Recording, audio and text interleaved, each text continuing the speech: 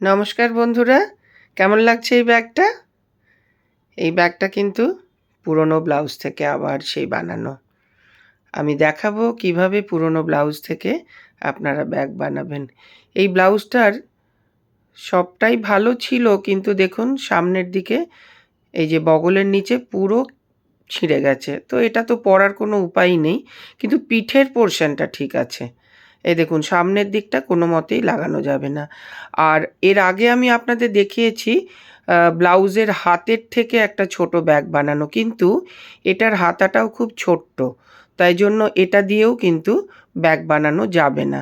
তাহলে পড়ে রইল আমার শুধু পিঠের অংশটা। তো পিঠের অংশটা দিয়েই আমি আপনাদের একটা ব্যাগ বানিয়ে দেখাচ্ছি।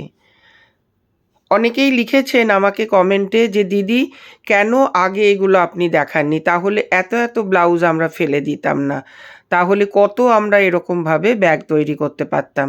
তো ঠিক আছে, কোনো অসুবিধা নেই, এতদিন যা ফেলে দিয়েছেন এবার থেকে আর ফেলবেন না, এবারে সুন্দর করে বানাবে। এটার আমি পুরো স্টিচটা খুলে নিলাম, কারণ পেছনে লাইনিং আছে, তাই সহজে ছিঁড়ে গেল না। বা যদি শুধু পাতলা হয়ে যেত, যদিও সিল্কটা অনেক দিনের পুরনো, এটা একটা কাঞ্জিভারম সিল্ক এবং এটা একদম চেন্নাই থেকেই নেওয়া। তো সিল্কটা এমনি খুবই সুন্দর, কিন্তু অনেক পুরনো বলে থাকতো না। এবারে দেখুন পিঠের অংশটা আমি যেহেতু শুধু নেব, সেই জন্য আমাকে আইডিয়া করে নিলাম যে যাতে আমার পিঠের অংশ থেকে কোনো অংশ আমার ওয়েস্ট না হয়। আমার এগুলোর বানানোর উদ্দেশ্য হচ্ছে যে কোনো জিনিস নষ্ট না করে সেই জিনিসগুলোকে রিইউজ করা। তাহলে কি হবে, আপনাদের নতুন নতুন ভালোও লাগবে এগুলো নিতে, আর আমাদের ক্রিয়েটিভিটি বাড়বে, প্লাস আমাদের কার্বন এমিশনস কিছু কম হবে ফ্যাক্টরিগুলোর, যেগুলো বছর বছর প্রচুর টন এই রকম ধরনের জামা কাপড় সমুদ্রের জলে মেশে। তো সেগুলো যেন না হয়, তাই একটু আইডিয়া করে, একটু যারা সেলাই করতে ভালোবাসে বা যারা এগুলো ভালোবাসে অথচ কাছাকাছি টেলারকে দিলেই করে দেবে, তাদের এই আইডিয়াগুলো দিয়ে টেলারকে দিয়ে আপনারা অবশ্যই বানিয়ে নিতে পারেন। আমি যেগুলো দেখাই সেগুলো কিন্তু খুব শর্টকাট প্রসেসে, এগুলো কিন্তু অনেক বেশি এলাবোরেট করে বানানো যায়, কিন্তু আমি জানি আজকালকার বাচ্চাদের বা সকলের খুব বেশি টাইম নেই, সবাই ওয়ার্কিং মোটামুটি, তাই জন্য আমি যেটা দেখাই সেটা সব কিন্তু খুব ইজি প্রসেসে, যেগুলোতে বেশি আপনাদের খাটতে হবে না। দেখুন এই যে এই শেপটা আমি নিয়ে নিলাম।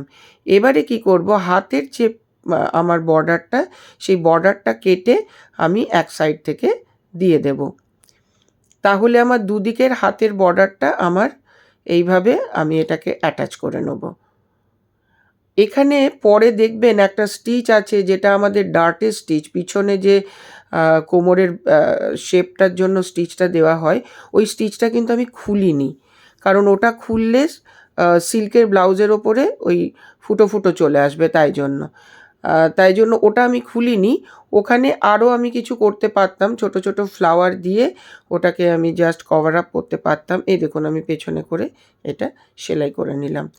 ওটা কভার আপ করতে পারতাম, কিন্তু আমার কাছে একটুও ভালো আর এই মেটেরিয়ালটা ছিল না, যেগুলো আমি ছোট ব্লাউজ করে ছোট ফ্লাওয়ার করে আমি ওগুলোতে দিতে পারবো।